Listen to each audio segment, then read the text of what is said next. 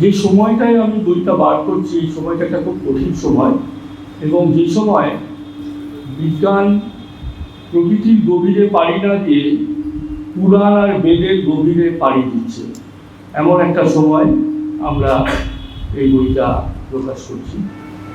আসলে বিজ্ঞান ব্যাপারটা হচ্ছে প্রকৃতির সঙ্গে সংলাপ, অবিরাম সংলাপ।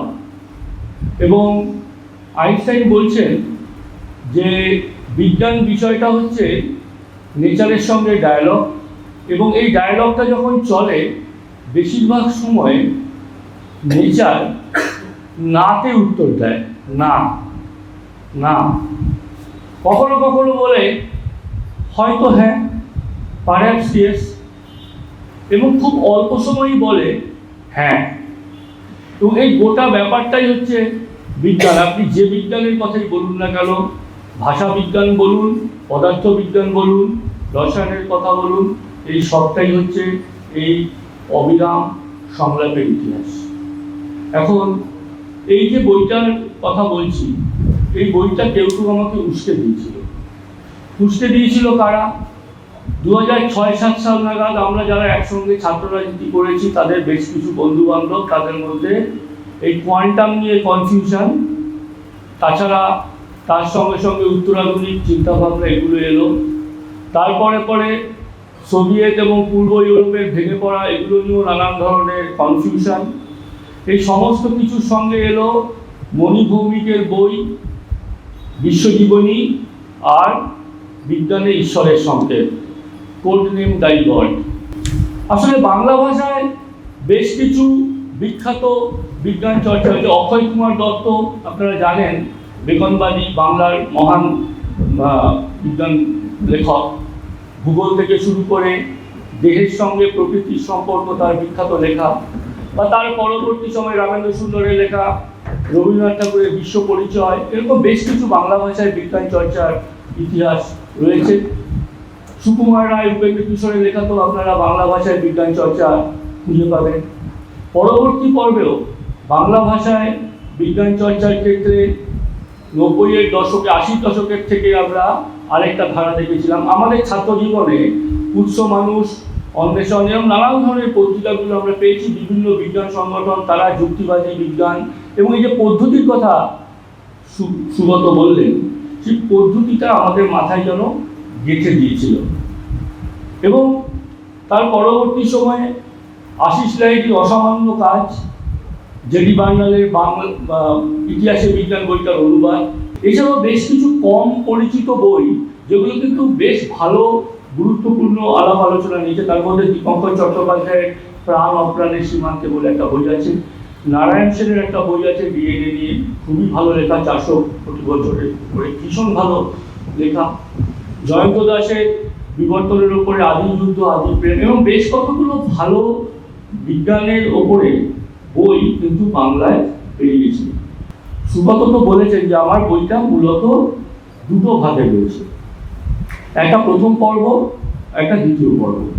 প্রথম পর্বের আমার আলোচনাটা হচ্ছে যে প্রকৃতির গভীরে পাড়ি, সেই পর্বটা যেখানে আমরা বিজ্ঞানের নানান শাখা প্রশাখা, সেটা কিভাবে আস্তে আস্তে মানুষকে মানুষ করে তোলার প্রক্রিয়ায় যাচ্ছে, এবং সেখান থেকে মানুষের যে চেতনা, এই তার বস্তুগত ভিত্তিটা কি, মানুষের চেতনা, আত্মচেতনা এবং শ্রেণী চেতনা, এইটা যে নির্মিত হচ্ছে তার ভিত্তিটা কি, তার বস্তুবাদী কোনো ব্যাখ্যা আছে কি, এইটা খোঁজার চেষ্টা করা হয়েছে। এবং প্রকৃতির সঙ্গে যে অবিরাম সংলাপের মধ্য দিয়ে এই বিষয়টা খুঁজে পাওয়ার চেষ্টা হয়েছে এই বইটাকে। আর দ্বিতীয় অংশের যে বই লেখা, সেটা মূলত বিশ্ব সৃষ্টির সুলুক সন্ধান, এই উপশিরোনামে।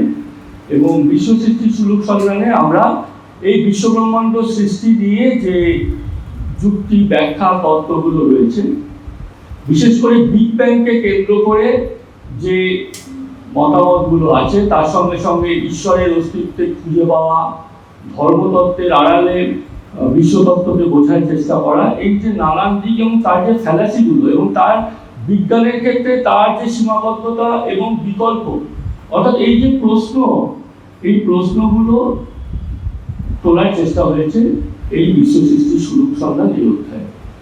আমি খালি কয়েকটা বিষয় বলবো। বিজ্ঞান নিয়ে অনেক লেখা আপনারা দেখেছেন এবং মূলত যারা বিজ্ঞান নিয়ে আলোচনা করেছেন এবং বস্তুবাদী দৃষ্টিভঙ্গি থেকে বোঝার চেষ্টা করেছেন, তাদের মধ্যে একটা বড় পার্ট তারা আলোচনা করেছেন পদার্থবিদ্যা এবং কোয়ান্টাম ইত্যাদি নিয়ে।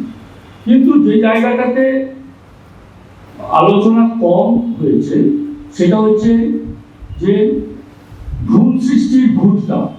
এবং এ ব্যাপারে এই পড়তে পড়তে গিয়ে যে লোকটা আমাকে সব থেকে বেশি উদ্দীপিত করেছেন তার নাম হচ্ছে ডেনিস দিদেরো। দিদেরোর নাম আপনারা মার্কসের লেখাতে পাবেন।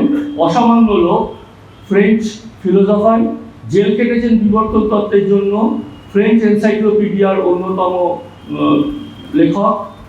এই দিদেরো যখন নিউটনকে নিয়ে সারা পৃথিবী মাতোয়ারা, সেই সময়ে দিদেরো বলছেন যে নিউটন যত ভালো কাজই করুক না কেন, নিউটনও পিরামিডের মতো মৃত হয়ে যাবে যদি না সে প্রাণ কি, ভ্রূণ সৃষ্টির যে রহস্য, বিজ্ঞান যদি এই প্রশ্নের উত্তর করতে না পারে তাহলে কিন্তু আমরা সঠিক জায়গায় পৌঁছতে পারবো না। এবং আপনি যদি দেখেন তাহলে দেখবেন যে এই প্রশ্নটা অসমাধিত থাকার কারণে অতিপ্রাকৃতিক, সুপার বা সুপ্রান্যাচারাল যে ব্যাখ্যাগুলো, এগুলো কিন্তু ঠাঁই পেয়েছে। দিদেরোর এই কাজ ভীষণ গুরুত্বপূর্ণ। আরেকজন গুরুত্বপূর্ণ ব্যক্তি যারা খুব স্বল্প আলোচিত আমাদের বিজ্ঞান এবং এই বৈজ্ঞানিক পদ্ধতি এবং দর্শনের চর্চায়, তাদের মধ্যে আরেকজন হচ্ছেন একজন বিশিষ্ট ভূবিজ্ঞানী, তার নাম হচ্ছে চার্লস লায়েল। এই লায়েলের বই নিয়ে কিন্তু ডারউইন গিয়েছিলেন বিলেত জাহাজে। উনি যখন অরিজিন অফ স্পেসিসের ওপরে যে কাজ করছেন তখন কিন্তু তার ওই জাহাজে নিয়মিত পাঠ্য বইয়ের মধ্যে ছিল লায়েল। এই লায়েল কিন্তু ভূবিজ্ঞানী যার কাজের মধ্যে দিয়ে বিবর্তনের যে তথ্যগুলো, তার প্রমাণগুলো এসে হাজির হয়েছিল। এইটা একটা খুব গুরুত্বপূর্ণ বিষয়। ফলে আগামী দিনেও যদি আপনারা বিজ্ঞান নিয়ে আরো গভীরে অধ্যয়ন করার কথা ভাবেন, চার্লস লায়েল, দিদেরোর কথা কিন্তু মাথায় রাখতে হবে। আর আরেকজন আছেন বোল্টজম্যান। তাপগতিবিদ্যার বিষয়টা খুব গুরুত্বপূর্ণ। আসলে কণা, তরঙ্গ, পদার্থবিদ্যার এই যে ব্যাপার বা রসায়নের ব্যাপার, এই ব্যাপারটার বাইরে তাপগতিবিদ্যার একটা বিষয় আছে এবং এই তাপগতিবিদ্যাকে নিয়ে কিন্তু যথেষ্ট পরিমাণে বস্তুবাদী জ্ঞান চর্চা হয়নি। এবং এই তাপগতিবিদ্যাকে বাদ দিয়ে কিন্তু জীবনকে বোঝা যাবে না।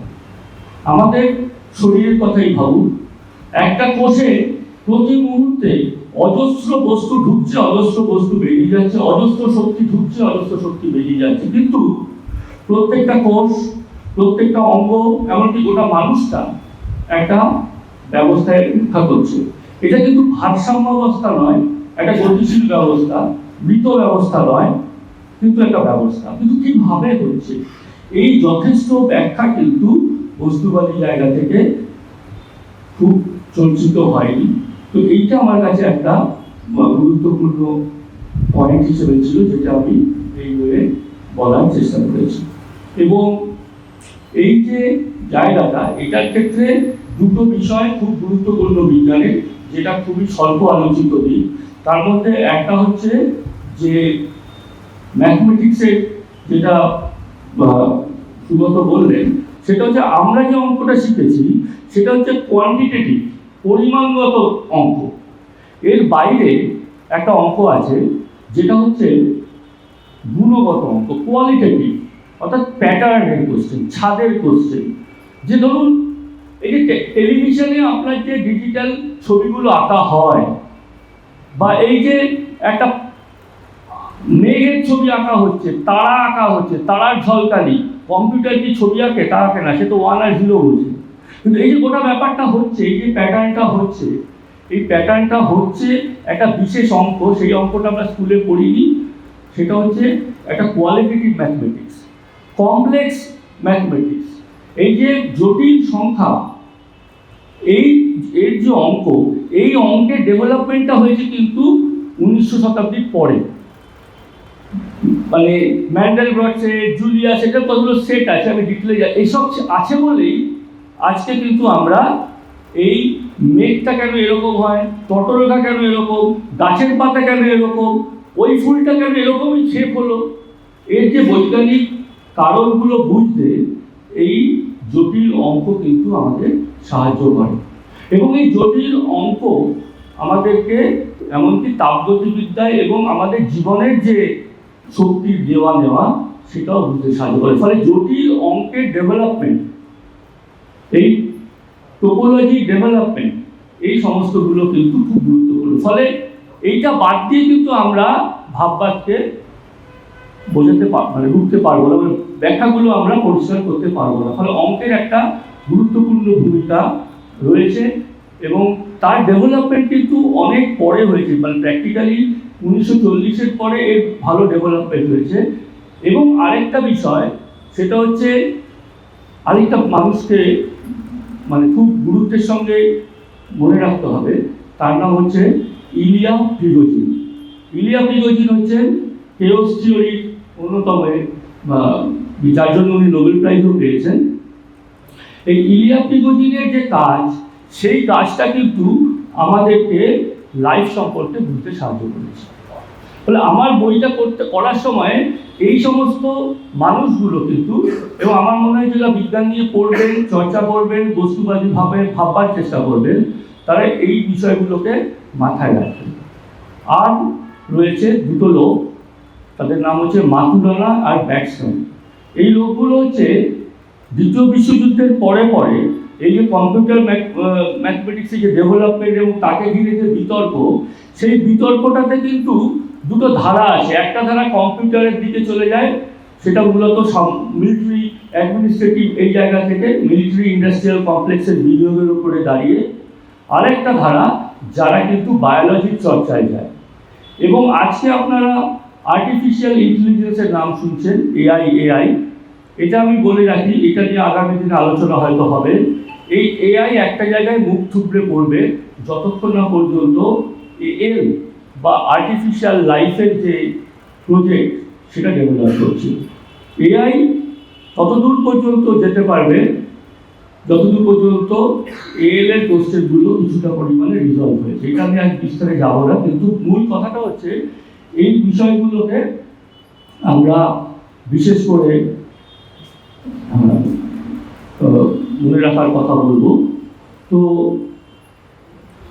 আর বিশ্ব সৃষ্টির সুযোগ সন্ধান, এটাতে কয়েকটা কথা বলতে চাই, আপনারা পড়বেন যখন দেখবেন যে পৃথিবী কোত্থেকে এলো, সৃষ্টি থাকলে স্রষ্টা থাকবে, এই আর্গুমেন্টের ওপরে গোটা ব্যাপারটা। এবং বিগ ব্যাং যখন থিওরি হিসেবে প্রচারিত হলো, সেই সময় আমরা দেখলাম যে বিগ ব্যাংয়ের পক্ষে যারা প্রচার করলেন তাদের মধ্যে কিন্তু প্রচুর ধর্মগুরুরা হাজির হলেন, পোপ হাজির হলেন।